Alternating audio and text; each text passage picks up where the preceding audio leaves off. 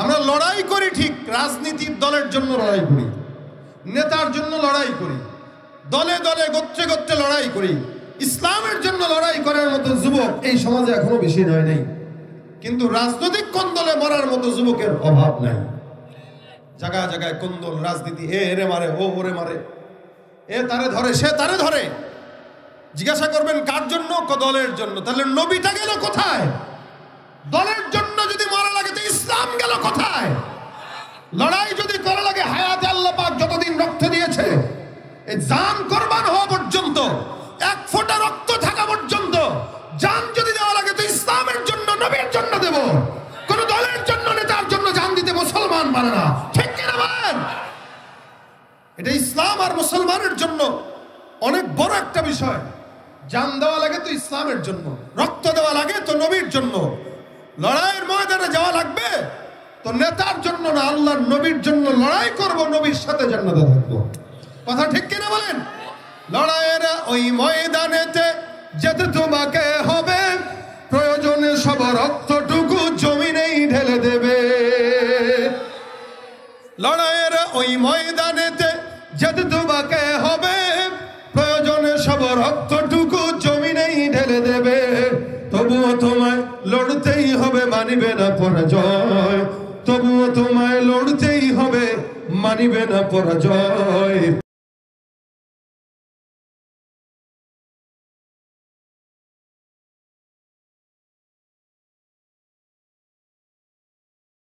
আসবে বিজয় রক্ত আর জীবনের বিনিময়, আসবে বিজয় রক্ত আর জীবনের বিনিময়। বিপ্লব মানে জীবন দেয়া, বসে থাকা নয়, সে কোনদিন আসবে না রে, করো যদি হয়। জোরে বলেন ঠিক কিনা? শাসনের নামে কেউ বা পিছছে মেহনতি জনতারে, ইমানের উপর আঘাতরা হানিছে বারে বারে। শাসনের নামে কেউ বা পিছছে মেহনতি জনতারে, ইমানের উপর আঘাতরা হানিছে বারে বারে। প্রতারণার ওই ফাঁদে পড়ে মোরা জীবন করেছি ক্ষয়, প্রতারণার ওই ফাঁদে পড়ে মোরা জীবন করেছি ক্ষয়।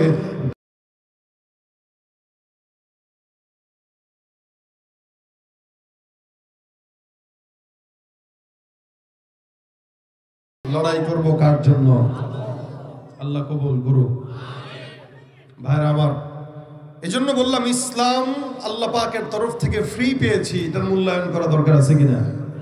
নবীর উম্মত না চেয়েও হয়েছি, মূল্যায়ন দরকার আছে কিনা?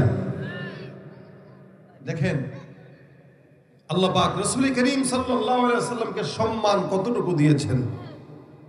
সম্মান দিতে যে আল্লাহ পাক রব্বুল আলামিন আয়াত নাযিল করেন, ইন্নাল্লাহা ওয়া মালাইকাতাহু ইউসাল্লুনা আলান নবী ইয়া আইয়ুহাল্লাযীনা আমানু সাল্লু আলাইহি ওয়া সাল্লিমু তাসলিমা। আমার আল্লাহ পাক রব্বুল আলামিন পয়গম্বর মুহাম্মদুর রাসূলুল্লাহ সাল্লাল্লাহু আলাইহি ওয়াসাল্লামকে বর্ণনা করেন, নবী করিম সাল্লাল্লাহু আলাইহি ওয়াসাল্লামের উপর আয়াত নাযিল করেন, নিশ্চয়ই আল্লাহ আর আল্লাহর সব ফেরেশতারা, নিশ্চয়ই আল্লাহ আল্লাহর সব ফেরেশতারা ওই পয়গম্বর মুহাম্মদুর রাসূলুল্লাহর উপরে দুরূদ পৌঁছায়, সালাম পৌঁছায়, রহমত পৌঁছায়। আল্লাহ নিজে একা পৌঁছান না, গোটা আসমানের ফেরেশতারা, জমিনের ফেরেশতারা পৌঁছায় দেয়। জমিনে আপনি আমি আমার পয়গম্বরকে না চিনার কারণে, রাসূল করিম সাল্লাল্লাহু আলাইহি ওয়াসাল্লামকে চিনি নাই, যার কারণে মর্যাদাও দেই না, সম্মানও দেই না। আল্লাহ পাক আপনার আমার নবীকে মর্যাদা দিতে যে আল্লাহ পাক বলেন, নিশ্চয়ই আল্লাহ আর আল্লাহর সব ফেরেশতারা। ফেরেশতা এই জমিনের মধ্যে কতগুলো আছে এটা আপনারা কি জানেন নাকি? কতগুলো আছে গুনতে পারবেন? নবী করিম সাল্লাল্লাহু আলাইহি ওয়াসাল্লাম বলেন, আসমানে এত গুমট শব্দ হয়, জিকিরের আওয়াজ, বলে আসমানে 4 আঙ্গুল পরিমাণে জায়গাও খালি নাই, যেই জায়গার ভিতরে আল্লাহর ফেরেশতারা নাই। সুবহানাল্লাহ। আসমানে 4 আঙ্গুল পরিমাণ জায়গা খালি নাই যেখানে আল্লাহর ফেরেশতারা নাই। অর্থাৎ গোটা আসমান জুড়ে কেবল আমার মাওলার ফেরেশতারা গিজ গিজ করতেছে। আমার আল্লাহ পাক রব্বুল আলামিন বলেন, নিশ্চয়ই আল্লাহ আর আল্লাহর সব ফেরেশতারা ওই পয়গম্বরের উপর রহমত বর্ষণ করে, নিশ্চয়ই আল্লাহ আল্লাহর সব ফেরেশতারা করে, হে ঈমানদার, ইয়া আইয়ুহাল্লাযীনা আমানু সাল্লু আলাইহি ওয়া সাল্লিমু তাসলিমা। এই ঈমানদার তোমরাও যারা আছো, তোমরা প্রত্যেকটা ঈমানদারের জন্য আমি আল্লাহ আদেশ দিলাম, তোমরাও ওই পয়গম্বরের উপরে দুরূদের সওয়াব পৌঁছায় দাও। ভাইরা আমার, আমরা সবাই নবী করিম সাল্লাল্লাহু আলাইহি ওয়াসাল্লামের উম্মত। আল্লাহ পাক আমাদেরকে বহুত বড় নিয়ামত দিয়েছেন, এটা না চাইতেই দিয়েছেন, অনুরোধ না করতেই দিয়েছেন, বলাও লাগে নাই তবুও দিয়েছেন। রাসূল নাই ১৫০০ বছর হয়ে গেছে প্রায়। আলহামদুলিল্লাহ, আল্লাহ পাক এখনো আমাদেরকে নবীকে না দেখেই বিশ্বাস করা এবং ভালোবাসার তৌফিক দিয়েছেন। আশা করা যায় ইনশাআল্লাহ আল্লাহ পাকের জান্নাতে নবীর সাথে আমরাও থাকব ইনশাআল্লাহ। তবে থাকার জন্য মহব্বতের জরুরত আছে। রাসূলের সাথে জান্নাত পাওয়ার জন্য মহব্বতের জরুরত আছে, ভালোবাসার জরুরত আছে। ভালোবাসার মাধ্যমটাই আমি আপনাদের সাথে মুজাকারা করব ইনশাআল্লাহ। এই জমিনে আখেরি নবীর উম্মতদের এত সম্মান, এত মর্যাদা। আল্লাহ পাক রব্বুল আলামিনের হাবিব বলেন, আখেরি উম্মত যারা, এরা আল্লাহর কাছে এত দামি। সমস্ত নবীদের উম্মতরা জান্নাতে যাবার আগে আখেরি উম্মতকে আল্লাহ পাক জান্নাতে ঢুকাবে। আমরা যাব আগে, অর্থাৎ জান্নাত আমাদেরকে দিয়ে উদ্বোধন হবে। সুবহানাল্লাহ। ভাইরা আমার, রাসূল করিম সাল্লাল্লাহু আলাইহি ওয়াসাল্লামের জীবন আদর্শ আমরা জানি এটা সত্য এবং সবচেয়ে উঁচু, সবচেয়ে দামি। কিন্তু মুশকিল হইল, আমরা জানলেও আমরা নবীর আদর্শকে আমাদের জীবনে বাস্তবায়ন করি কম। ইহুদি নাসারা আর পশ্চিমাদের আদর্শ আমরা আমাদের জীবনে বাস্তবায়ন করতে দ্বিধা করি না। দাবি করি উম্মত, গায়ের পোশাক আশাক, কথাবার্তা, মুআমালা, মুআশারা সব ইহুদি নাসারার মতো দাবি করি উম্মত, কিন্তু সমস্ত চলাফেরা ইহুদি নাসারার মতো। দাবি করি আমাদের নেতা বিশ্বনবী মুস্তাফা, দাবি করি, কিন্তু নিজের দলের লিডারকেই নেতা হিসেবে ফলো করি। কি বলেন আপনারা? নেতার চরিত্রের স্লোগান দিই, অথচ বিশ্বনবী মুহাম্মদুর রাসূলুল্লাহ সাল্লাল্লাহু আলাইহি ওয়াসাল্লামের চরিত্রের স্লোগান আল্লাহ নিজে কোরআনে দিয়েছেন। সুবহানাল্লাহ বললেন। আল্লাহ নিজে কোরআনে দিয়েছেন। কতটা সম্মান, মর্যাদা! যেই পরিমাণে গত 15-16 বছর মানুষ নেতাদের জিকির করছে, এই জিকির যদি আল্লাহ আল্লাহ রাসূলের জিকির করতো, সবগুলো ওলি বুজুর্গ হয়ে যেত। 15-16 বছর লাগাতার যদি কেউ আল্লাহর জিকির করে, সে কি হবে? ওলি হবে। কিন্তু করে নাই, করছে হইল দুর্নীতিবাজদের জিকির, করছে হইল চোরদের জিকির। এই চোরদের জিকির করার কারণে এর বাপেও চোর ছিল, আর নেতাও চোর ছিল, সে নিজেও চোর হয়েছে।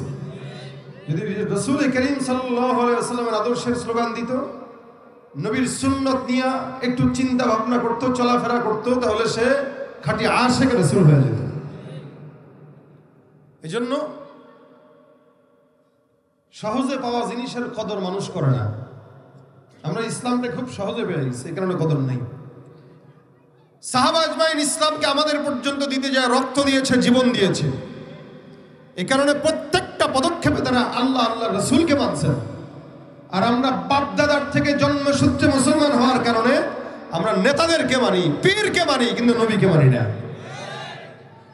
যদি এই হালত হয়, কিয়ামত পর্যন্ত মুসলমান দাবি করবেন, লেকিন জান্নাতের ঘ্রাণও পাওয়া সম্ভব হবে না। ঠিক কিনা বলেন? রাসূলের উম্মত হবেন, দাবি করবেন, আর রাসূলের সাথে আপনার কিঞ্চিত মিল থাকবে না, এটা উম্মত নয়, এটা উম্মত নামের কলঙ্ক।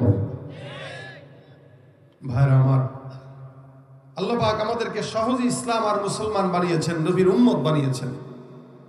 উম্মত হওয়া যেন তেন বিষয় না।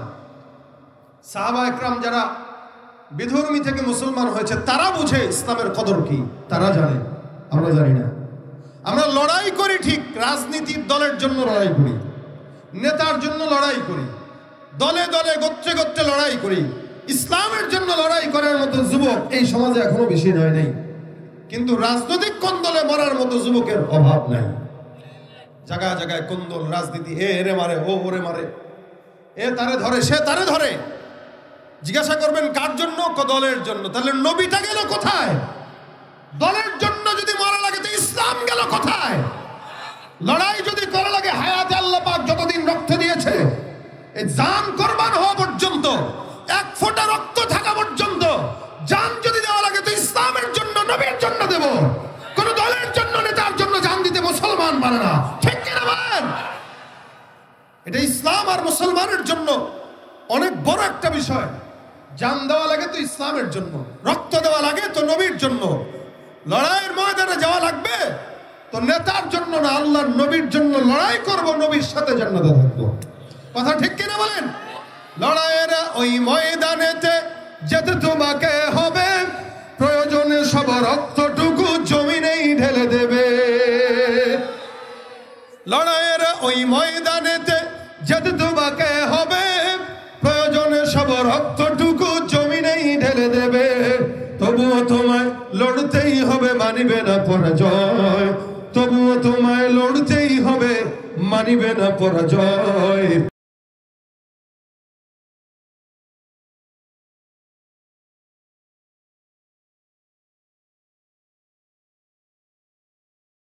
আসবে বিজয় রক্ত আর জীবনের বিনিময়, আসবে বিজয় রক্ত আর জীবনের বিনিময়। বিপ্লব মানে জীবন দেয়া, বসে থাকা নয়, সে কোনদিন আসবে না রে, করো যদি ভয়।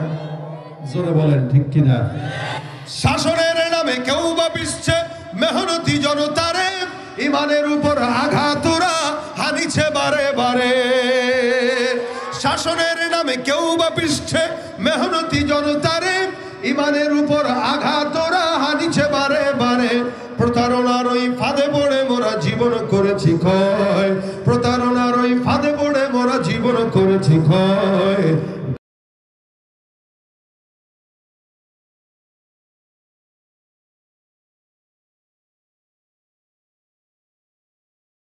লড়াই করব কার জন্য?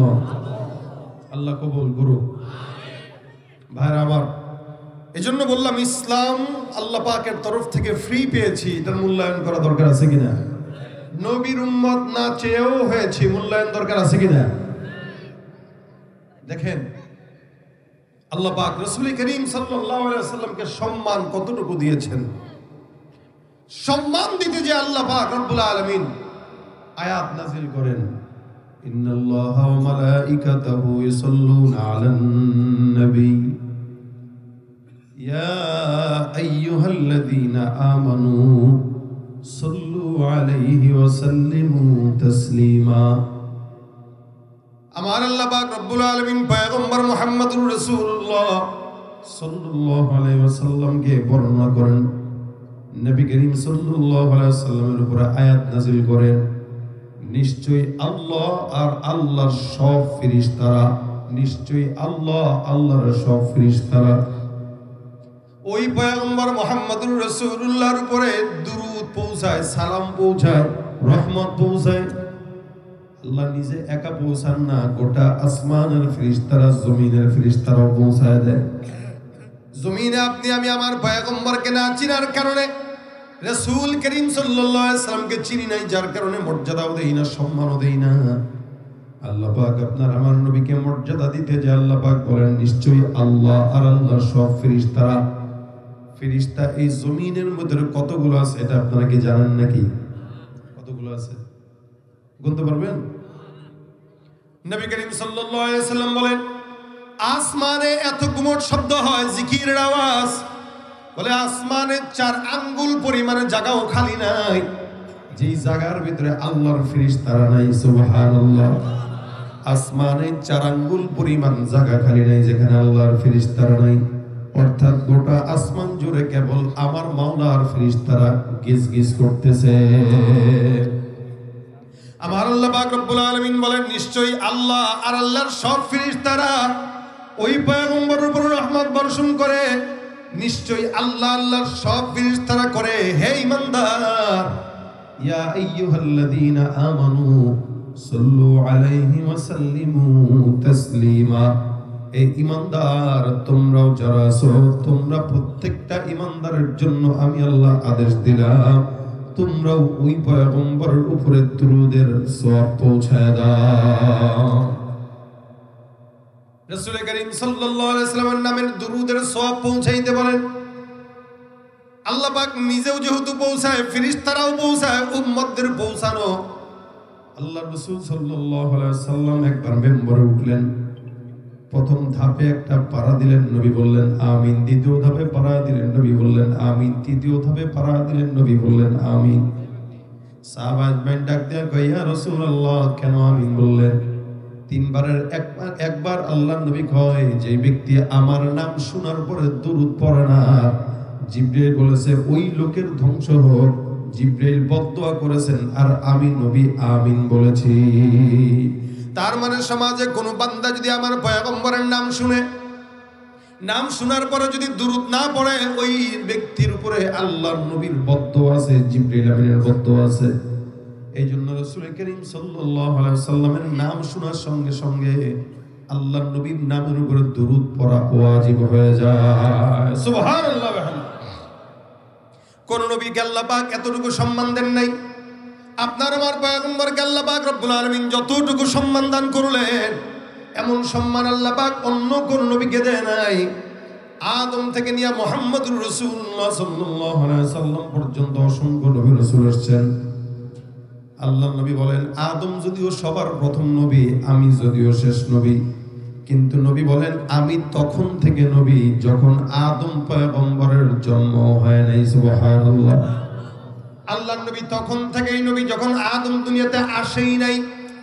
তার মানে সারা দুনিয়ার ভিতরে সবার আগে আল্লাহ পাক আপনার আমার পয়গম্বরকে নির্বাচন করেছেন, কিন্তু জমিনের মধ্যে সবার পরে আল্লাহ পাক নবীকে পাঠিয়েছেন। কারণ কি? প্রধান অতিথি আগে আসলে মর্যাদা থাকে না, প্রধান অতিথি সবার পরে আসা লাগে। আপনার আমার নবী মুহাম্মদুর রাসূলুল্লাহ সমস্ত নবীদের মধ্যে সবচাইতে প্রধান অতিথি, জোরে বলেন ঠিক কিনা? যার কারণে আল্লাহ পাক রব্বুল আলামিন নবীকে সম্মান দিতে যায়। কোরআনে একটা জায়গাতেও আমার পয়গম্বরের নামও ধরে উল্লেখ করেন নাই। আদম নবীকে আল্লাহ পাক রব্বুল আলামিন ডাকছে। আল্লাহ পাক ডাক দিয়া বলেন, ইয়া আদম উসকুন আনতা ওয়া যাওজুকাল জান্নাহ। আমার আল্লাহ পাক জাকারিয়া নবীকে ডাক দেয়, ইয়া জাকারিয়া ইন্না নুবাশশিরুকা বিগুলাম। আমার আল্লাহ পাক রব্বুল আলামিন ডাক দেয়, ইয়া ইয়াহইয়া খুযিল কিতাবা বিকুওয়া। জাকারিয়া নবীকে আল্লাহ পাক রব্বুল আলামিন নাম ধরে ডাকে, ইয়াহইয়া নবীকে আল্লাহ পাক রব্বুল আলামিন নাম ধরে ডাকে। আল্লাহ পাক ইউনুস নবীকেও নাম ধরে ডাক দেন। আল্লাহ বলেন, ইয়া মূসা লা তাখাফ। মূসা পয়গম্বরকেও আমার আল্লাহ পাক রব্বুল আলামিন নাম ধরে ধরে ডাক দেয়। আল্লাহ পাক অন্য আয়াতে বলেন, ইয়া নূহ বিতু বিসালামিন মিন্না ওয়া বারাকাতিন আলাইহি। নূহ পয়গম্বরকেও আমার আল্লাহ পাক রব্বুল আলামিন নাম ধরে ধরে ডাকলেন। আল্লাহ ডাক দিয়া বলেন, ইয়া মূসা ওয়া ইব্রাহিম ওয়া ইসমাঈল ওয়া যালকিফ, ইউসুফ, ইলিয়াস, ইয়াকুব, সব নবীদেরকে আল্লাহ পাক রব্বুল আলামিন কোরআনে নাম ধরে ধরে আল্লাহ পাক ডাকলেন। কিন্তু মুহাম্মদুর রাসূলুল্লাহ সাল্লাল্লাহু আলাইহি ওয়াসাল্লাম যখন আসলেন, আমার আল্লাহর নবীকে কোরআনের ফাতিহা থেকে নিয়ে নাস পর্যন্ত একটা জায়গাতেও আমার আল্লাহর নাম ধরে বর্ণনা করেন নাই। সুবহানাল্লাহ। সব জায়গাতে আমার আল্লাহ পাক রব্বুল আলামিন নাম ধরে ডাকলেন সব নবীদেরকে।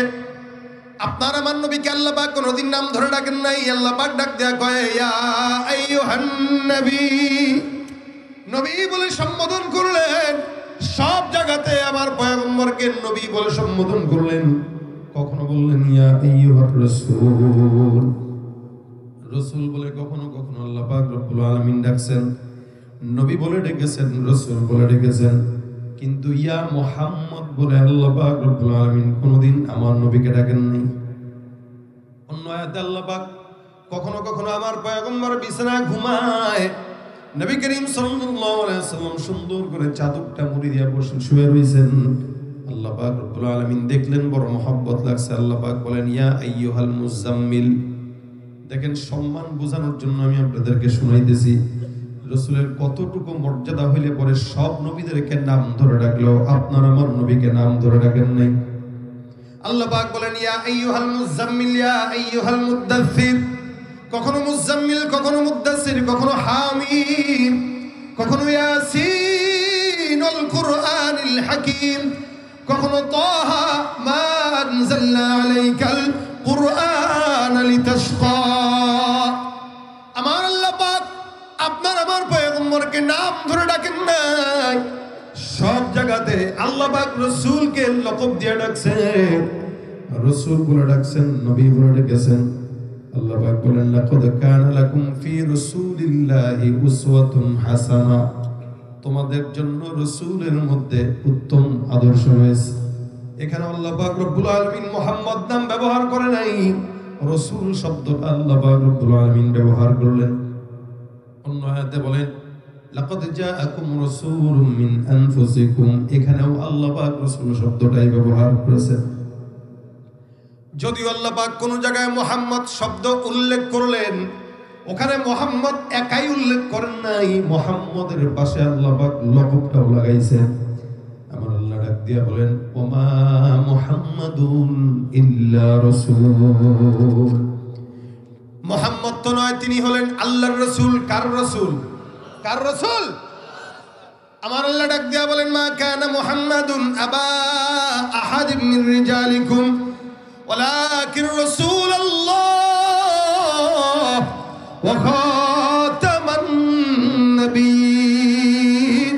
আমার আল্লাহ আমার পয়গম্বরের দুইটা পরিচয় তুলে ধরে বলেন, এ নবীর উম্মত, জমিনের ভিতরে আমি আল্লাহ পাক রব্বুল আলামিন আমার নবীকে পাঠাইলাম।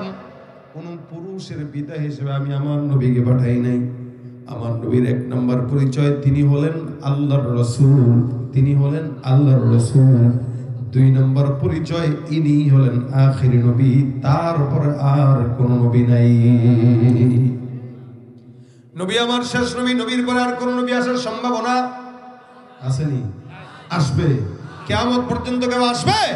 কিন্তু আমাদের দেশে গোলাম আহমদ কাদিয়ানীর কিছু দোসরেরা আছে, যাদের আকীদা হইল আখির নবীকে তারা আখির নবী মানে না, তারা গোলাম আহমদ কাদিয়ানীকে নবী মানে।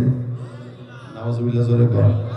শুধু নাউজুবিল্লাহ নয়, বাংলাদেশে গোলাম আহমদ কাদিয়ানীরা অবশ্যই মুসলমান হিসেবে থাকতে পারবে না, তারা কাফের হিসেবে থাকা লাগবে, ঠিক কিনা? ভাইরা আমার, ওই গোলাম আহমদ কাদিয়ানী সহ যারা এই নবুয়তি দাবি করছেন, এগুলো সব মুসলমান না কাফের? আরো জোরে, কাফের। কাফের, কাদিয়ানী কাফের। কি হবে শেষ নবীজির উম্মত বলে দাবি করে, যদি ওই নবীর চেয়ার কাদিয়ানীরা দখল করে? কি হবে শেষ নবীজির উম্মত বলে দাবি করে, যদি ওই নবীর চেয়ার কাদিয়ানীরা দখল করে?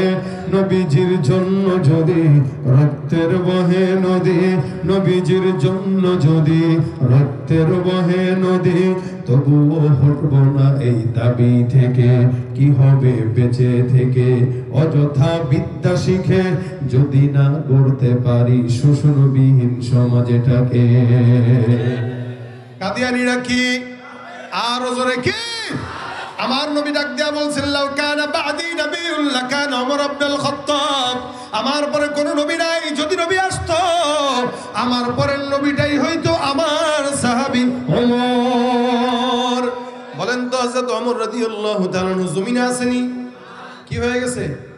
বিদায় হয়ে গেছে। যেহেতু ওমর বিদায় হয়ে গেছে, তার মানে ওমর আসবেও না, আর কেউ নবী হবেও না। যারা আল্লাহর নবীকে মানে না, এরা কাফের, এদের জন্য আমার আল্লাহ একা যথেষ্ট। যারা আমার নবীকে গালি দেয়, তাদের জন্য আল্লাহ একা যথেষ্ট। আমার আল্লাহ ডাক দেয়া কয়, ইন্না কাফাইনাকাল মুস্তাহজিইন। নিশ্চয়ই যারা আল্লাহর নবীকে ঠাট্টা করে, পয়গম্বর আপনাকে যারা ঠাট্টা করে, তাদের জন্য আমি আল্লাহ একাই যথেষ্ট। এই গোলাম আহমদ কাদিয়ানী ওর মৃত্যু হয়েছে কেমন জানেননি? ডায়রিয়া হয়েছে, ডায়রিয়া একদম লাইন মোটামুটি ক্লিয়ার, এমন ক্লিয়ার হওয়া হয়েছে বাথরুমে গেছে। দুর্বল যখন বেশি হয় তখন তার চলার শক্তি থাকে না, বাথরুমে যেতে যেতে যেতে যেতে দুর্বল হয়ে গেছে। আল্লাহ কেবল বাথরুমে বসে মর, বাথরুমে উল্টা পয়রা তারপর মারা গেছে। নবী যেমন মওত তেমন, কথা কয় না? নবী যেমন মওত তেমন। আর আমার নবীর মৃত্যু আল্লাহ পাক জিবরাইলকে পাঠাইছেন, পাঠায় বলছেন, এই জিবরাইল রাসূলের কাছে ইখতিয়ার নিয়ে আসো। নবী যদি বাঁচতে চায় সারা জিন্দেগি তাও পারবে, আর যদি যাইতে চায় তাও পারবে। আল্লাহর নবীর কাছে জিবরাইল আসছেন, হুজুর আল্লাহ তো ইখতিয়ার দিয়েছেন। রাসূল বলেন, এই দুনিয়াতে থাকার ইচ্ছা আমার নাই, আমি আমার মাওলার দিদার চাই। এটা হলো নবী, নবীদেরকে ইখতিয়ার দেয়। মূসা নবীর কাছে পাঠাইছেন আল্লাহ যে আজরাইলকে, কিন্তু গেছে মূসা নবীর কাছে, দেখো হুজুর আল্লাহ পাঠাইছে আপনারা জান কবজ করে নেওয়ার জন্য। তো মূসা নবী তেমনি রাগে ছিল, কথাবার্তা ছাড়া দিছে একটা চটকানা গালের ভিতরে। কারে দিছে? কারে দিছে? আজরাইল। বুঝেন এবার, আজরাইলেরও আজরাইল বাপটা এরকম হয়ে গেছে না? তো মূসা নবীর মেজাজ ছিল একটু গরম। আজরাইল আসছে, এসে কয় হুজুর আল্লাহ পাঠাইছে আপনারে মারার জন্য, জানটা নিয়ে যাব। ঠিক আছে আয়, সামনে আয়। আসছে, দিছে থাপ্পড়, চোখ হয়ে গেছে কানা। কি হয়েছে? এক থাপ্পড়ে চোখ কানা। চোখটারে এমনি নিয়ে আল্লাহর কাছে, আল্লাহ কই যে আসছি। পাঠাইছেন কার কাছে? কি করছস? যায় আল্লাহ যায় বলছি আপনারে আমি আল্লাহর কাছে নিতে আসছি, আল্লাহ আমারে পাঠাইছে। এমনই দিছে একটা থাপ্পড়। আল্লাহ কাছে সালাম কালাম দিছ নি? না, এটা তো দিই নেই। সালাম না দিলে তো মার খাওয়াই লাগে। ঠিক আছে আবার যাও, সালাম টালাম দিয়ে জিজ্ঞাসা করবা, নবী আল্লাহ পাক বলছে আপনি কি থাকবেন? কতদিন থাকতেবেন এটা বলেন, ইখতিয়ার চাও। তো মূসা নবী বলেন, আল্লাহ আমারে রাখবে কতদিন? আপনি যতদিন চান। 1000 বছর। কহ আল্লাহ যদি 1000 বছর চান আল্লাহ বাঁচাবে। তারপরে তো মৌত হবেই। তার মানে 1000 বছর হোক, 5000 বছর পরে হোক, মৌত আসবেই। যেহেতু মৌত আসবেই, আজকেই নিয়ে যাবে ভাই, আর দরকার নেই থাকা। তার মানে থাপ্পড়টা খাইছিল খালি আদবের বরখেলাপ কাজ করার জন্য। এটা হলো নবীদের একটা আদত। নবীদেরও আল্লাহ পাক রব্বুল আলামিন নবীদের ইন্তেকাল এটা সম্মানের সাথে করেন। আর গোলাম আহমদ কাদিয়ানীও নবী, ওর মওত হইছে সেই মার্কাই। তো আতাউল্লাহ বুখারী রাহমাতুল্লাহ আলাইহি বহুত বড় একজন বুজুর্গ মানুষ, ওনার সঙ্গে বহস হইছে। কি বহস? কয় গোলাম আহমদ কাদিয়ানী যে আখেরি নবী, এটার সত্যায়ন আমরা করব। আর আতাউল্লাহ বুখারী রাহমাতুল্লাহ আলাইহি বলতেছেন, ঠিক আছে আমিও দেখবো তোরা কি দলিল দিস। তো বহসের ভিতরে গোলাম আহমদ কাদিয়ানীর তরফ থেকে আওয়াজ আসলো যে আমাদের মির্জা কাদিয়ানী যে নবী, এটার প্রমাণ হইলো ওনার নাম আহমদ। কি? আহমদ। আল্লাহ কোরআনে বলছেন মিম বাদ ইসমুহু আহমদ, এই যে তার নাম। তাহলে মির্জা বাদ গেল কই, গোলাম গেল কই? আগে না মির্জা, তারপরে গোলাম, তারপরে আহমদ। মির্জা গেল কই, গোলাম গেল কই? মির্জাও বাদ, গোলামও বাদ, শুধু আহমদের নামে সে নবী। দলিলটা সুন্দর হয়েছিনি? হয়নি দলিল? আচ্ছা আসেন এবার আতাউল্লাহ বুখারী রাহমাতুল্লাহ আলাইহি বলতেছেন, ঠিক আছে তোদের নবীর যদি মির্জা আর গোলাম বাদ দিয়া ও যদি শুধু আহমদ নামে নবী হইতে পারে, তাহলে আমার নাম আতাউল্লাহ, আমি আতা বাদ দিয়া আল্লাহ হইলাম। আল্লাহ হয়ে বলতেছি তোগোর মতো ভণ্ডদেরকে আমি নবুয়তি দেই নাই। আল্লাহু আকবার কয় না রে? নবী যেমন উম্মতের দলিল তেমন। তাহলে নবীর পরে আর কোন নবী আসবে? যারা মানে না নবীকে তারা কি? জোরে বলেন, তারা কি? নবীর পরে নবী নাই। জোরে কর না, নবীর পরে নবী নাই। সংসদে আইন চাই। যারা নবীকে নবী মানে না তারা কি? ওই যে ইসরায়েলি পণ্য যেভাবে বয়কট করেছেন, ঠিক সেভাবেই কাদিয়ানি পণ্য বয়কট করবেন। কথা ঠিক না? এটা ইমানের দাবি, এটা ইমানের দাবি। আল্লাহ পাক আমার নবীকে নবুয়তি দিয়া এত মর্যাদাবান দিয়েছেন। কোন জায়গায় আল্লাহ পাক রব্বুল আলামিন রাসূলের নাম ধরেন নাই, সব জায়গায় রাসূল বলছেন, মুহাম্মদ বলেন নাই। যদিও মুহাম্মদ বলেছেন, মুহাম্মদের পাশে রাসূল আর নবী লাগায় দিয়েছেন। আল্লাহ পাক উম্মতরা আমার নবীকে কেমনে রাখবে সেটাও শিখায় দিয়া বলেন, ইয়া আইয়ুহাল্লাযীনা আমানু লা তাজআলু দুআ আর রাসূলি বাইনাকুম কাদুআ বা'দিকুম বা'দা। খবরদার, ভাই ভাইকে যেমনে ডাকো, বন্ধু বন্ধুকে যেমনে ডাকো, বাবা ছেলেকে যেমনে ডাকো, ছেলে বাবাকে যেমনে ডাকো, খবরদার মুহাম্মদকে তোমরা এমনি ডাকবা না। একে অপরকে যেভাবে ডাক দাও আমার নবীকে এমনি ডাকবা না। মুহাম্মদকে যখন ডাকার প্রয়োজনীয়তা অনুভব হবে তখন বলবা ইয়া রাসূলুল্লাহ, সুবহানাল্লাহ। এবং নবীর সামনে যখন বসবা তখন কেমনে কথা বলবা সেটাও আল্লাহ পাক শিখিয়ে দিয়ে বলে লা তারফাউ আসওয়াতাকুম ফাওকা সাওতিন নবী। খবরদার, নবীর সামনে যখন বসবা জবান উচ্চ করে কথা বলবা না, গলা নামায় কথা বলবা। সম্মান বেশি দিবেন না কম দিবেন? কতটা সম্মান হইলে পরে একটা নবীর ব্যাপারে আল্লাহ পাক কতটা মর্যাদার ভাষা অনুযায়ী আল্লাহ পাক আয়াত নাযিল করেন। এই জন্য আল্লাহ পাক ডাক দিয়া কয় এত মর্যাদা অন্য কোন নবীকে দেই নাই। নিশ্চয়ই আল্লাহ আল্লাহর সব ফেরেশতারা ওই পয়গম্বরের উপরে দুরূদের আমল করে, দুরূদ পৌঁছায়, সালাম পৌঁছায়, রহমত পৌঁছায়। তোমরাও মুমিন যারা দাবি করো তোমরাও ওই পয়গম্বরের উপরে দুরূদ পৌঁছাও, সালাম পৌঁছাও, রহমত পৌঁছাও।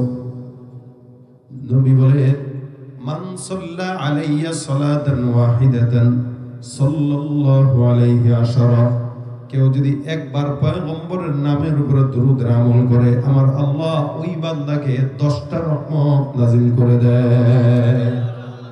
একবার দুরূদ পড়লে রহমত কয়টা? 10টা।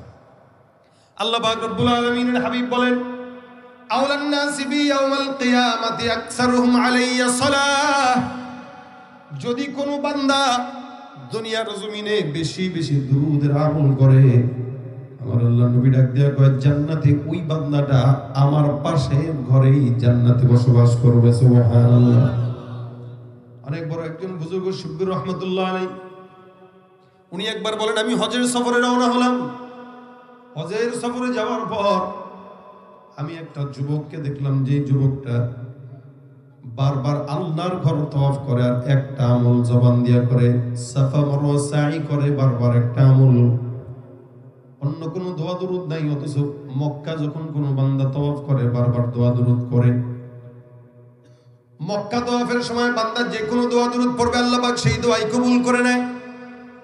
এই যুবকটাকে কোরআনে বর্ণিত কোনো দোয়া পড়তে দেখা যায় না, কেবল মাত্র সাফা মারওয়া সাই করে, বাইতুল্লাহ তওয়াফ করে, সব সময় একটাই দোয়া, একটাই দুরূদের আমল, আল্লাহুম্মা সাল্লি আলা মুহাম্মদ, আল্লাহুম্মা সাল্লি আলা মুহাম্মদ। কেবল এই শব্দটা জবান দিয়ে যুবকটা পড়ে আর বাইতুল্লাহ তওয়াফ করে। আল্লাহর বান্দা বুজুর্গ ডাক দেয়া কয় যুবক, তোমাকে আমি এই পর্যন্ত যতবার তুমি তওয়াফ করলা, সাই করলা, অন্য কোনো ইবাদত, অন্য কোনো দোয়া দুরূদ পড়তে দেখি নাই, কেবলমাত্র জবান দিয়া সাল্লাল্লাহু আলাইহি ওয়াসাল্লাম সাল্লাল্লাহু আলাইহি ওয়াসাল্লাম পড়ছো। কি কারণে তুমি আমার পয়গম্বরের নামের দুরূদ সব সময় পড়ো, এটা আমাকে একটু জানা দরকার। যুবক ডাক দিয়া বলে হুজুর আমার সঙ্গে ঘটে যাওয়া একটা ঘটনার কারণে আমি পড়ি। বাগদাদ শহর থেকে হজের সফরের জন্য আমি আমার বাবার সঙ্গে রওনা হয়ে গেছিলাম। প্রতিমধ্যে সফরের হালতে আমার বাবা অসুস্থ হয়ে গেল, বৃদ্ধ মানুষ। বাবা অসুস্থ হওয়ার পর আমি আমার বাবা একটা জায়গায় তাবু করলাম বিশ্রামের জন্য। একদিন, 2 দিন, 3 দিন পার হয়, আমার বাবার সুস্থতার কোনো আলামত নেই। কিছু হাকিম দেখাইলাম, কিছু এলাকার মানুষকে ডাকলাম, যত যাই করি না কেন দিন যত যায় আমার বাবার অসুস্থতা তত বাড়ে। আমার বাবাকে কোনোভাবেই আমি সুস্থতার জন্য প্রচেষ্টা করার পরও করতে পারতেছিলাম না। হয়তো হায়াত শেষ, যার কারণে আল্লাহ পাক রব্বুল আলামিন 3-4 দিনের মাথায় আমার বাবাকে দুনিয়ার জমিন থেকে উঠায় নিয়ে গেছে। আমি হজের সফরে একা পড়ে গেলাম। আমি কি করব? আমার বাবার ইন্তেকালের পর লাশটা দাফন করা লাগবে, জানাজা দেওয়া লাগবে, কাফনের বন্দোবস্ত করা লাগবে। ঘুরতে ঘুরতে এলাকার কিছু মানুষকে ডাক দিলাম, তাদেরকে বললাম ও ভাই আমার বাবার জানাজার নামাজের জন্য তোমরা আসো, লাশটা জানাজা দিয়ে কাফন দাফনের বন্দোবস্ত করে দেই। কিন্তু এলাকার মানুষরা যখন আসলো, তাদেরকে যখন ডাক দিয়ে নিয়ে আসলাম, আমি আমার বাবার চেহারার দিকে নজর দিলাম। আমার বাবার চেহারাটা এমন কুৎসিত কালো হয়ে বিকৃত হয়ে গেল, আমি আমার বাবার চেহারার দিকে তাকানোর সাহস হারিয়ে ফেললাম। এত চমৎকার ফুটফুটে সুন্দর আমার বাবার চেহারা, মুহূর্তের ভিতরেই কালো কুৎসিত। এলাকার মানুষগুলো আমার বাবার চেহারা দেখার পর একজনও জানাজার জন্য আর রাজি হয় না, যার কারণে সবাই সবার মতো চলে যায়। সবাই ডাক দেয়া কয় এই লোকটা নিশ্চিত মুনাফিক, যার কারণে চেহারা এমন কুৎসিত হয়ে গেছে, এর জানাজার অন্তত আমরা কেউ করবো না। সবাই যখন চলে যায় তখন আমি পেরেশান, চিন্তা করতে করতে আমি আমার বাবার পাশে কোন সময় ঘুমায় গেলাম। সফরের ক্লান্তিতে নিজের হুঁশ নেই। আমি যখন ঘুমাইলাম, ঘুমের ভিতরে স্বপ্ন দেখলাম আকা নামদার মুহাম্মদুর রাসূলুল্লাহ সাল্লাল্লাহু আলাইহি ওয়াসাল্লাম স্বপ্নে হাজির। নবী আমার স্বপ্নে হাজির হইল। আল্লাহর নবী সাল্লাল্লাহু আলাইহি ওয়াসাল্লামকে দেখলাম কোনো কথাবার্তা ছাড়া পয়গম্বরের হাত মোবারক আমার বাবার চেহারার মধ্যে বুলায় দেয়। বাবার চেহারার মধ্যে বুলায় দিল। নবীকে আমি ডাক দিয়া করলাম, ইয়া রাসূলুল্লাহ, আপনি আমার কাছে আসলেন, আমার বাবার কাছে আসলেন। নবী ডাক দিয়া কয় যে উম্মত আমার উপরে দুরূদ পড়তে ভুলে না, আমি নবী মুহাম্মদুর রাসূলুল্লাহ ওই উম্মতকেও ভুলি না। আমি স্বপ্নে দেখা বন্ধ, ঘুম থেকে উঠে গেলাম, জেগে গেলাম, পেরেশান হয়ে গেলাম। কি দেখলাম? তার মানে আমার বাবা হয়তো আমার পয়গম্বরের নামে দুরূদ পড়তে ভুলতো না। আমি আগে আমার বাবার চেহারার দিকে নজর দিলাম। আল্লাহর কসম, আমার বাবার যে চেহারাটা এতক্ষণ পর্যন্ত কুৎসিত আর বিকৃত ছিল, ঘুম থেকে উঠে বাবার চেহারার দিকে নজর দিয়া তাকাইলাম। তাকায় দেখি আমার বাবার চেহারাটা কেমন নূরে নূরান্বিত আলোকময় হয়ে গেছে। আমার বাবার চেহারা এখন আলোকময় হয়ে গেছে, উজ্জ্বল হয়ে গেছে। আমি এলাকার মানুষদেরকে খুশি ঠেলায় যায় ডাক দেয়া বললাম, ও ভাই, আমার বাবা সুন্দর হয়ে গেছে, চেহারা আলোকময় হয়ে গেছে, তোমরা আসো বাবার জানাজার জন্য, তোমরা যে যেখানে আসো চলে আসো। কিছু মানুষকে আমি ডাক দিলাম জানাজার জন্য, কিন্তু লাশটা জানাজার নামাজ পড়ানোর পর তাকায় দেখি পিছনে হাজার হাজার মানুষ যেন আমার বাবার জানাজার নামাজ পড়ার জন্য হাজির। আমার বুঝতে আর বাকি নাই, আমার বাবার যতটুকু আমল ভালো থাক খারাপ থাক, এগুলো আমার বাবার আমল বই কি, কিন্তু নবী করিম সাল্লাল্লাহু আলাইহি ওয়াসাল্লামের জবানের জন্য, রাসূলের রওজায় আমার বাবার জবান দিয়া প্রতিনিয়ত কেবল পয়গম্বরের নামের দুরূদ ছিল। এটা আমিও সাক্ষী। আমি আমার বাবাকে কখনো কখনো দেখতাম বসে বসে ঘরের ভিতরে দুরূদ শরীফের আমল করত। এ মুসলমান জানেন, নবী করিম সাল্লাল্লাহু আলাইহি ওয়াসাল্লাম বলেন, কোন বান্দা যখন দুরূদের আমল পড়ে, আল্লাহ পাক ওই পয়গম্বরের রওজায় ওই বান্দার দুরূদের সওয়াবগুলো আইডি কার্ড সহ রাসূলের রওজায় পৌঁছায় দেয়। আইডি কার্ড মানে চেহারা, নাম, ঠিকানা, বাবার নাম, এলাকার নাম, যাবতীয় সব ঠিকানা সহ পয়গম্বরের রওজায় আপনার আমলনামা পৌঁছানো হয়। আপনি যদি প্রতিদিন 100 বার করে পড়েন 100 বার পৌঁছায়, 1000 বার পড়লে 1000 বার পৌঁছায়। বলেন তো, এই এলাকার কোন মানুষ যদি আমার সঙ্গে প্রত্যেকদিন 10 বার যোগাযোগ করে, চিনবো কি চিনবো না?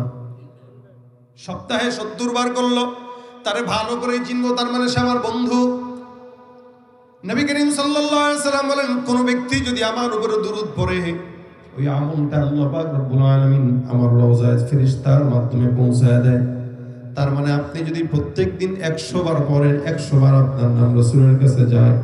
যত বেশি পড়বেন তত বেশি নবী আপনাকে দেখবে, যত বেশি দেখবে তত বেশি চিনবে, যত বেশি চিনবে তত আগে আগে সুপারিশ করবে। লক্ষ কোটি মানুষের ভিতরে আমার পয়গম্বর আপনাকে দেখে চিনে ফেললে ডাক দিয়া বলবো, ওই যে আমার উম্মত দেখা যায়, আরে ওরে তো আমি চিনি, ও তো আমার উম্মত, ওরে আমি ভুলবো না। আমি নবী বলেছি, আউলান নাস বি ইয়াউমুল কিয়ামাতি আকসারুহুম আলাইয়া সালাত, কিয়ামতের ময়দানে সবচেয়ে আমার নিকট ওই বান্দা থাকবে যেই বান্দা যত বেশি আমি নবীর উপরে দরুদের আমল করবে। সুবহানাল্লাহ। যুবক ডাক দিয়া বলতেছে, আমি আমার বাবার একটা জিনিস দেখলাম, আমার বাবা দুরূদ পড়তো। নবী করিম সাল্লাল্লাহু আলাইহি ওয়াসাল্লাম স্বপ্নে আমার বাবাকে গায়ের মধ্যে হাত বুলায় দিছে। ঘুম থেকে জেগে দেখি আমার বাবার চেহারা আলোকময় হয়ে গেছে। তার মানে আমার বাবা গুনাহগার মানুষ হইলেও নবী করিম সাল্লাল্লাহু আলাইহি ওয়াসাল্লামের মহব্বতের বরকতে আমার আল্লাহ আমার বাবাকে জান্নাতি বানায় দিয়েছেন। সুবহানাল্লাহ। যার কারণে ওখান থেকে আমি শিখলাম, বুঝলাম, যতদিন হায়াতে থাকবো নবী করিম সাল্লাল্লাহু আলাইহি সাল্লামের নামের দুরূদ আমি আমার গলার মালা বানায় নেব। হে মুসলমান, এই জন্য রাসূল সাল্লাল্লাহু আলাইহি সাল্লাম বর্ণনা করেন, কেউ যদি একবার দুরূদের আমল করে আমার আল্লাহ ওই বান্দার উপরে 10 বার রহমত নাজিল করে দেয়। সুবহানাল্লাহ। কেউ যদি একবার দুরূদের আমল করে আমার আল্লাহ ওই বান্দার জন্য 10 বার সম্মান বন্ধ করে দেয়। কেউ যদি একবার দুরূদের আমল করে আল্লাহ পাক ওই বান্দার 10টা গুনাহ মাফ করে দেয়। শব্দটা একদম অল্প, ছোট্ট, সাল্লাল্লাহু আলাইহি ওয়াসাল্লাম বলেন না, সাল্লাল্লাহু আলাইহি ওয়াসাল্লাম। ভাইরা আমার, দুরূদ শরীফের এত ফজিলত, রাসূল করিম সাল্লাল্লাহু আলাইহি ওয়াসাল্লাম বলেন, কোন বান্দার দোয়া করার আগে যদি দুরূদ না পড়ে অথবা মাঝে যদি দুরূদ না পড়ে, ওই দোয়াটাও পর্যন্ত আমার আল্লাহ বান্দার দোয়া কবুল করে না। বান্দার দোয়াটা আসমান জমিনের মাঝামাঝি জায়গায় থাকে। আর যদি কোনো বান্দা দোয়া দুরূদ পড়ে, আল্লাহর নবীর নামের দুরূদ পড়ে দোয়া করে, ওই দোয়াটা আল্লাহ পাক সঙ্গে সঙ্গে কবুল করে নেয়। দুরূদ এমন একটা বরকত, আমরা আমাদের ওস্তাদদের জবান থেকে মাদ্রাসায় শুনতাম, দর্শে বসে বলতেন, পরীক্ষার হলে যাবা, পৃষ্ঠা লেখা শুরু করার আগে, প্রশ্নপত্র খোলার আগেই দুরূদ পড়ো, তাহলে আল্লাহ পাক প্রশ্নের উত্তর সহজ করে দিবেন। আমরা এগুলার ফজিলত পাইতাম। আমরা আমাদের তাজরিবা, বিশেষ করে আমি আমার ব্যক্তিগত জিন্দেগিতে দেখেছি, যত বড় মুসিবত আসছে শুধুমাত্র দুরূদ শরীফের বরকতে আল্লাহ পাক মুসিবত দূর করে দিয়েছেন। আমরা তো পেরেশান, আমাদের অনেক ঝামেলা, আমাদের দুশ্চিন্তা, অভাব, অনটন, অনেক কিছু, এগুলো সব কিছু যদি দূর করতে চান, নবী করিম সাল্লাল্লাহু আলাইহি সাল্লামের নামের দুরূদ আপনার জবানের মালা বানায় নেন, গলার মালা বানায় নেন, দেখবেন দুরূদের বরকতে যা দরকার সব আল্লাহ দান করে দিবেন। দুরূদ এটা এমন একটা আমল, দুরূদ পড়লে আল্লাহর নবীর সঙ্গে মহব্বত তৈরি হয়। আল্লাহ পাক রব্বুল আলামিনের নবীর সঙ্গে মহব্বত তৈরি হলে আল্লাহর সঙ্গেও বান্দার মহব্বত তৈরি হয়ে যায়। এখানে অনেক টাইপের লোকেরা আছেন, গার্মেন্টসে চাকরি করেন, ব্যবসা বাণিজ্য করেন, অটো চালান, ভ্যান চালান, ড্রাইভার, আবার অনেক শিক্ষিত। সবার জন্য একটা কথা, দোকানে বসে রয়েছি ব্যবসার জন্য, বাজারে যাচ্ছি, অথবা ঘরের মধ্যে কোনো কাজ করতেছি, অথবা নিজের ব্যবসা বাণিজ্যের মধ্যে বসে আছি, অথবা শুয়ে রয়েছি, ঘুম আসতেছে না, যখন যেই হালতে থাকি না কেন, যদি একটু সময় হয়, হাতের কাজ আছে, পায়ের কাজও আছে, এই হাতের কাজ পায়ের কাজের ফাঁকে ফাঁকে আমার পয়গম্বরের নামের দুরূদটা আপনার জবানে উঠায় নেন, ইনশাআল্লাহ বরকতময় জীবন করে দিবেন আল্লাহ। লম্বা দুরূদ পড়তে যদি কষ্টই হয়, ছোট্ট দুরূদ রাসূল করিম সাল্লাল্লাহু আলাইহি ওয়াসাল্লাম শিখিয়ে গেছেন, সাল্লাল্লাহু আলাইহি ওয়াসাল্লাম, সাল্লাল্লাহু আলাইহি ওয়াসাল্লাম, সাল্লাল্লাহু আলাইহি ওয়াসাল্লাম। মা বোনরা বাসা বাড়িতে যদি রান্নাবাড়ি করে, রান্নার সময় দুরূদ পড়বে, বাচ্চাকে দুধ পান করানোর সময় দুরূদ পড়বে। এখন তো আমাদের মা বোনেরা বাচ্চাকে দুধ পান করা একদিকে আর মুভি দেখে আরেকদিকে, দুরূদ পড়ার সময় কই। এজন্য যেই হালতে থাকেন, যেই কাজে থাকেন, প্রত্যেকটা কাজে আপনি দুরূদ পড়েন। এমন কোনো বিপদ নাই যে আল্লাহ পাক উদ্ধার করবে না দুরূদের বরকতে। এটা আমাদের কারামতি না, এটা আমার রাসূলের নামের মুজিজা। নবীর নামের এত মুজিজা যেটা আল্লাহ পাক এখনো পর্যন্ত টিকায় রাখছেন, এটাই আমার নবীর মুজিজা। রাসূল নাই, কিন্তু নামের মালা আল্লাহ পাকের প্রত্যেকটা বান্দার গলায় দিয়ে দিয়েছেন। এজন্য সারা দুনিয়াতে মুহাম্মদ নামের লোকের অভাব নাই, কিন্তু আবু জাহেল নামে কেউ আছে কি? নেই, একজনও পাবেন না। আর মুহাম্মদুর রাসূলুল্লাহর নামের লোকের অভাব নাই। ভাইরা আমার, এই জন্য যখন সময় হয় দোকানপাটে বসে বসে গীবত শিকায়াত না করে, যখন সুযোগ হইল একটু দুরূদ শরীফ পড়লেন। রাসূল বলেন, কেউ যদি আমার উপর দুরূদ পড়ে তো আমি নবী তার উপরে শাফায়াত করা ওয়াজিব হয়ে যায়, সুপারিশ করা ওয়াজিব হয়ে যায়, আমার উপর ওয়াজিব হয়ে যায় যে তাকে আমি নিয়ে জান্নাতে যাব। এটা মহব্বতের আলামত। এটা পড়বেন, ইনশাআল্লাহ মহব্বত তৈরি হবে। তো জবানে দাড়ি রাখতেও মহব্বত লাগবে। আর এটা পড়বেন না, মহব্বত তৈরি হবে না। দাড়ি রাখতে মনে হবে, আরে দাড়ি কি আর এই বয়সে রাখা লাগে, আরো বয়স হোক। বয়স হইতে হইতে মরতে মরতে কবরে যাবেন, তারপর দাঁড়িয়ে রাখার সৌভাগ্য হবে না। এই নিয়ত যদি থাকে আজীবন।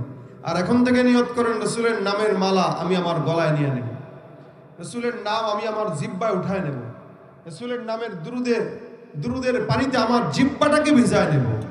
ইনশাআল্লাহ এই দুরুদের বরকতে আল্লাহ পাক আমাদের জীবন বরকতময় করে দিবেন।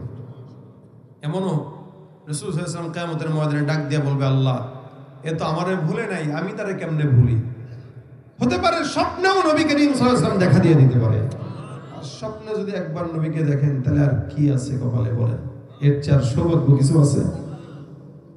স্বপ্নে দেখার চেষ্টা করবেন, কিভাবে? ইচ্ছাকৃত না, রাত্রে শোয়ার আগে 100 বার 200 বার যা পারেন জবান দিয়া সাল্লাল্লাহু আলাইহি ওয়াসাল্লাম সাল্লাল্লাহু আলাইহি ওয়াসাল্লাম সাল্লাল্লাহু আলাইহি ওয়াসাল্লাম পড়তে থাকবেন।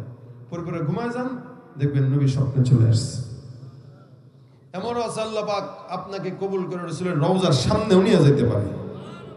যাওয়ার ইচ্ছা আছে তো ইনশাআল্লাহ। আল্লাহ পাক সকলকে এই কথাগুলোর উপর আমল করার তৌফিক দান করুন। প্রত্যেকে যদি আজকে নিয়ত করেন যে আমরা আজকের এই মজমা থেকে নিয়ত করছি, যার যতটুকু সামর্থ্য হয়, যখন সুযোগ হয়, যখন সময় হয়, নবী করিম সাল্লাল্লাহু আলাইহি ওয়াসাল্লামের নামের দুরূদটা আমরা আমাদের জবান দিয়ে উঠাবো।